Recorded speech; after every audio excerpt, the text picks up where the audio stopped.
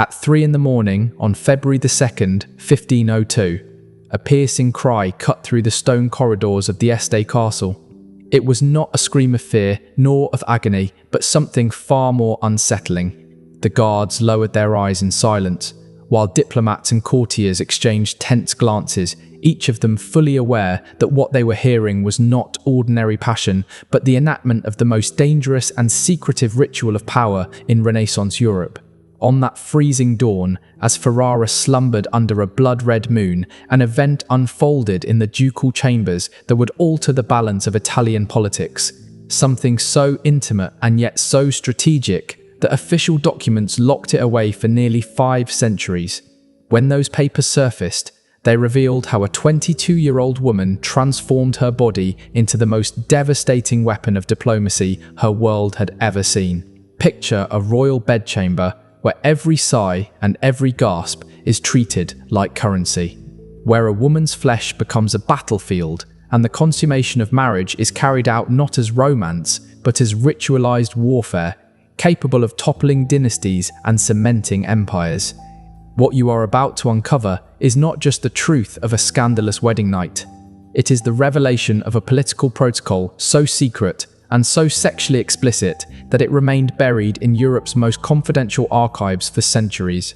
This is how Lucrezia Borgia, daughter of a pope, twice widowed through political murders, shifted from pawn to predator. How one night of carefully observed intimacy became the cornerstone of a dynasty.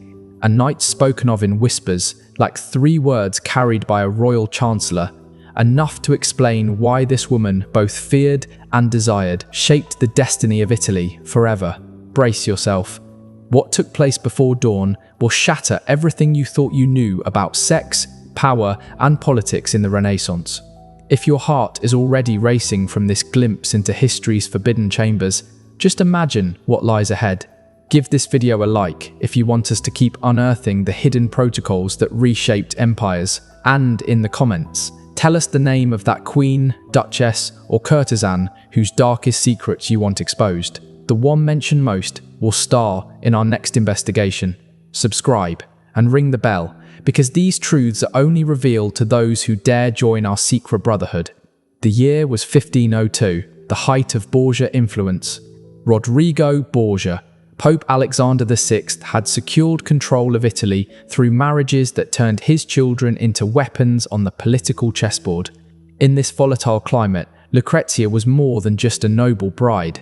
She was the embodiment of sexual diplomacy itself. Italy was splintered into rival powers, where every union between aristocrats functioned like a treaty. Every wedding bed a battlefield. The duchies of Ferrara, Milan, Naples, and the Papal States, held together by fragile alliances sealed between silk sheets.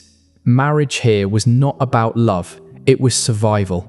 For the Este family of Ferrara, the stakes were life and death. The ruling duke, Ercole, had staked the future of his dynasty on this alliance with the Borgias. His son and heir, Alfonso d'Este, would become the living instrument of that gamble. Negotiations concluded on December 30, 1501, with terms that revealed just how transactional this marriage truly was. Lucrezia's dowry was 100,000 gold ducats, enough to fund entire cities for a year. Yet the real price of this deal would be measured not in gold, but in flesh on the wedding night itself. Records from the period show that secret protocols existed to guarantee aristocratic unions. Consummation was never simply private. It demanded official witnesses and confirmation, because legitimacy of the entire dynasty depended on it. The first night of marriage became a quasi-public performance, where the outcome in bed decided the fate of nations. The chosen date, February 2, was no coincidence. It was the feast of the purification of the Virgin, a Catholic holy day. By aligning the wedding bed with sacred ritual, the Borgias and Estes fused the divine and the carnal, making this consummation not only a sexual act, but a ritual of dynastic sanctification. Lucrezia entered Ferrara carrying the weight of 2 disastrous marriages.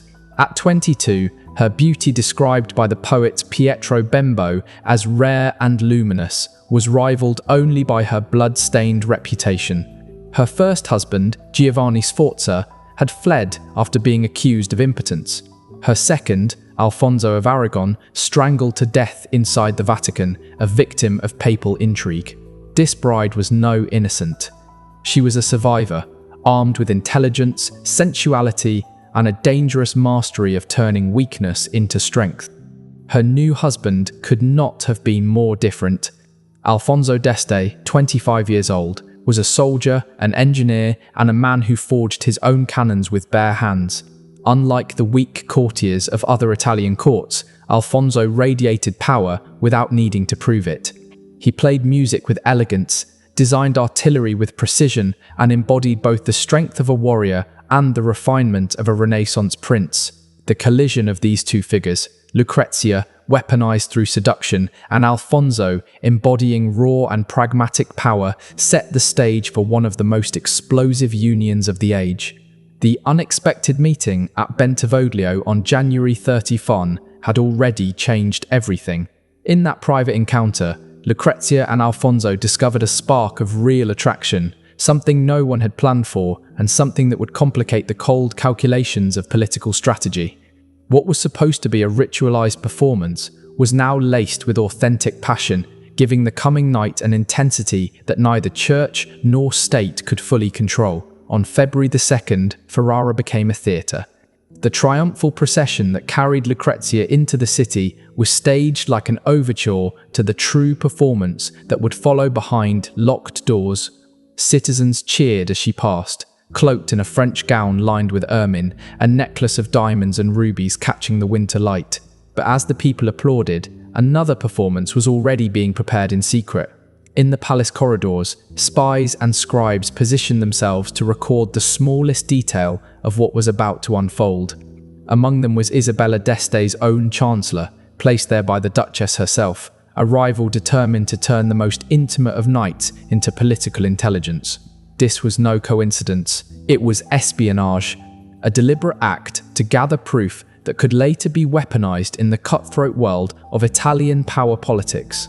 The date itself added another layer of symbolism. On February 2nd, the Feast of the Purification of the Virgin Mary carried with it a paradox: sanctity and sexuality fused together, the sacred colliding with the profane.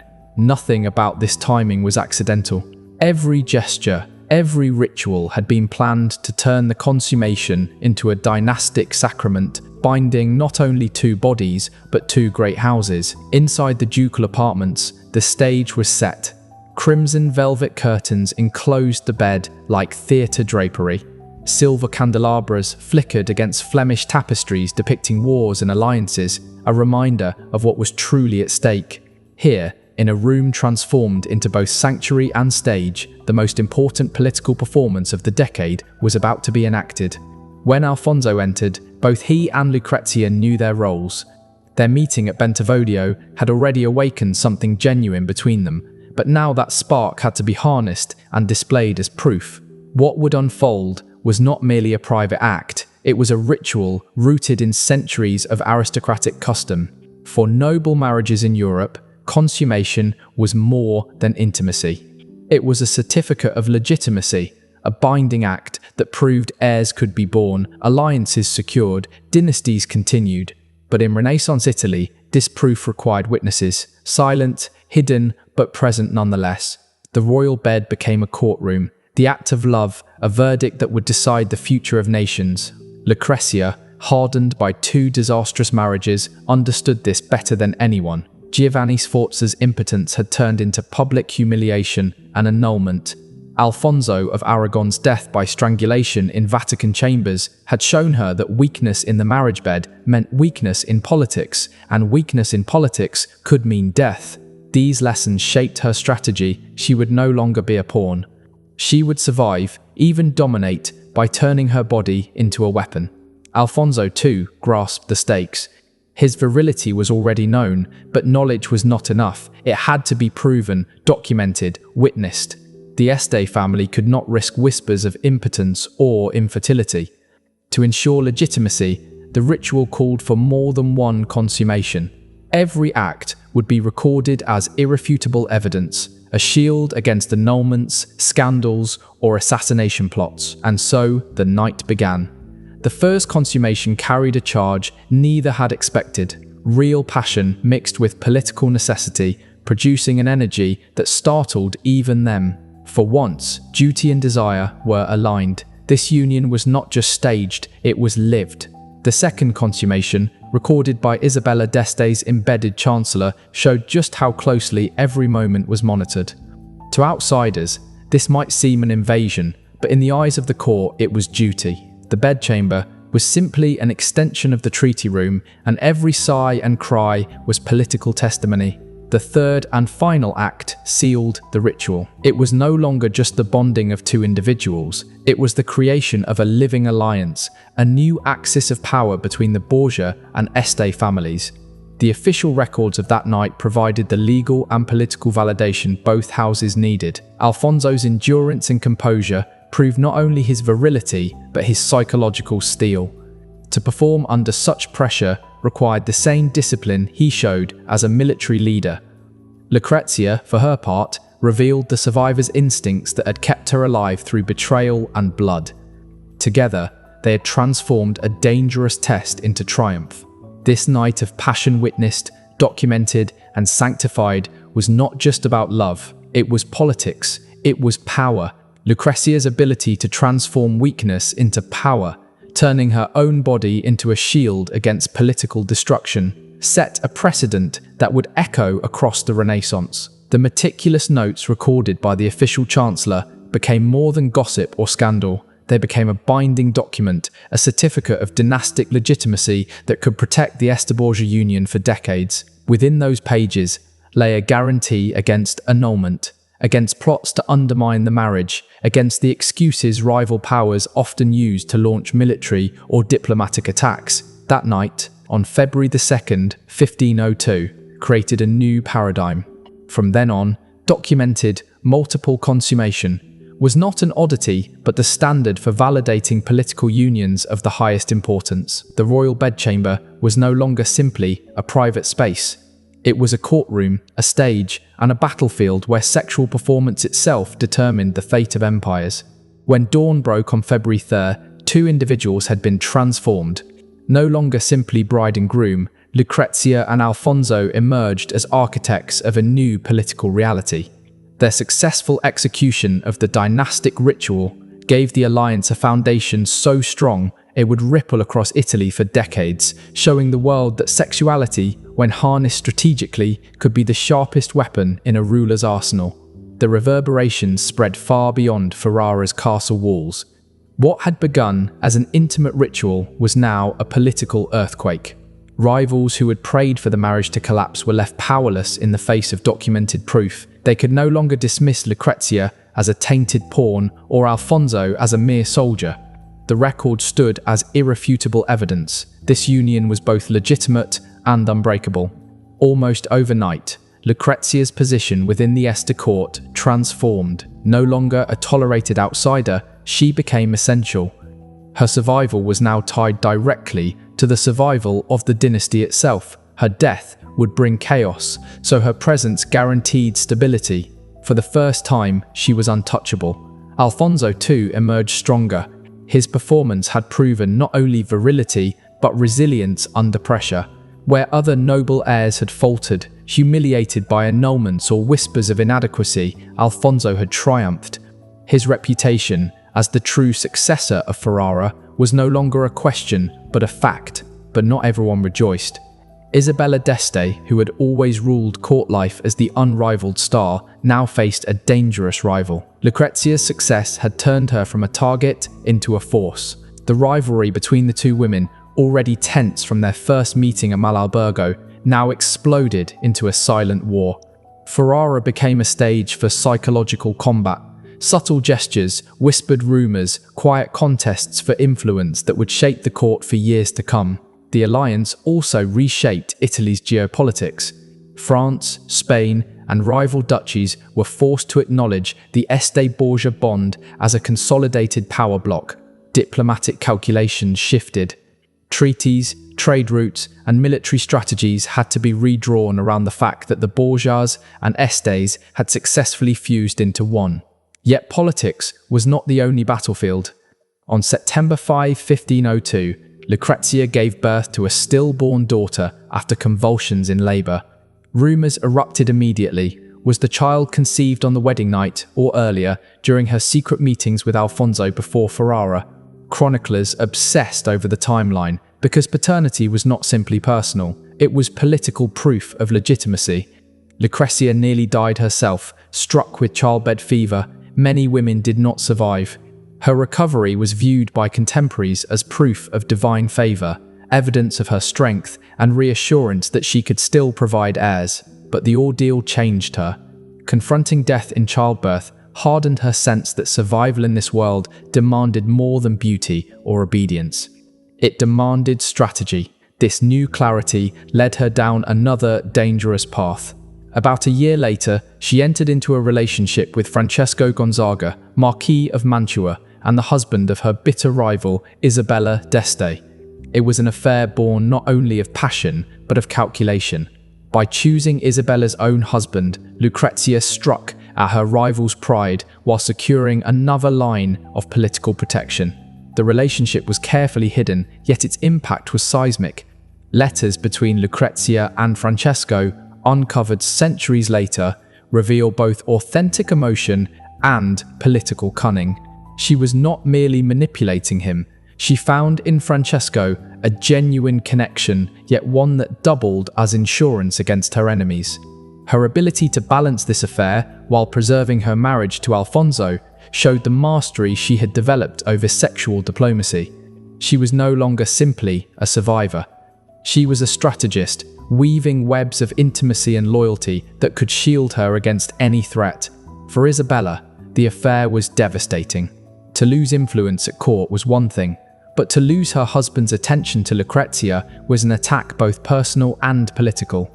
The rivalry that followed would haunt Ferrara's court for decades. For Isabella d'Este, the revelation that her husband had fallen into the arms of her fiercest rival was more than humiliation. It was a political catastrophe. Court whispers turned into daggers. The very woman she sought to diminish had struck back with a weapon Isabella herself had mastered: influence through desire. Lucrezia had not only avenged herself, but she had redefined the game, showing that intimacy could be weaponized as effectively as armies. Her affair with Francesco Gonzaga, sustained for years, became a new model of Renaissance sexual diplomacy. These were not fleeting romances, they were tactical extensions of politics. Aristocratic affairs became safety nets, diversifying one's network of protection just as kingdoms diversified their alliances. Other noble houses soon followed, weaving their own webs of lovers and confidants as shields against betrayal and exile. Meanwhile, the legitimate heirs, Lucrezia bore Alfonso, cemented her position beyond dispute. Each birth was living proof that the legitimation protocol of her wedding night had succeeded. With every child, she was no longer simply tolerated, she was indispensable. The Este dynasty's survival was tied directly to her body, her resilience, and her ability to deliver continuity. Her evolution was extraordinary. Once a pawn trapped in the brutal mechanics of dynastic marriage, Lucrezia had transformed into an architect of her own fate. She turned the vulnerabilities of her gender into tools of power, showing that strategy could coexist with survival. Where others were broken by circumstance, she mastered it. The wedding night of February 2nd and the archives it left behind remain one of the most detailed windows into how Renaissance marriage diplomacy truly worked. Strip away the fairy tale gowns and poetic vows, and what remains is raw calculation. Unions forged not for love, but for power, consummations staged and documented to prevent annulment, sexual protocols designed to anchor alliances in something irrefutable. The template pioneered by the Borgias and the Estes spread. Documentation plus consummation became the formula for unshakable alliances. Even after their deaths, their descendants inherited not just lands, but a methodology. A cold, precise system where the bedroom was as crucial to politics as the battlefield.